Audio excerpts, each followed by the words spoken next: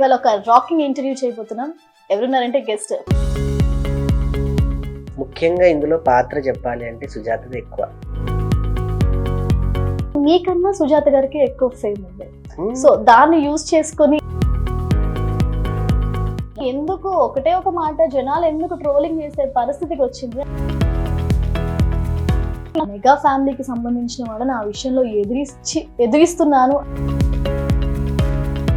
మనం సూర్యుని లేపాలి, సూర్యుడు మనల్ని లేపకూడదు.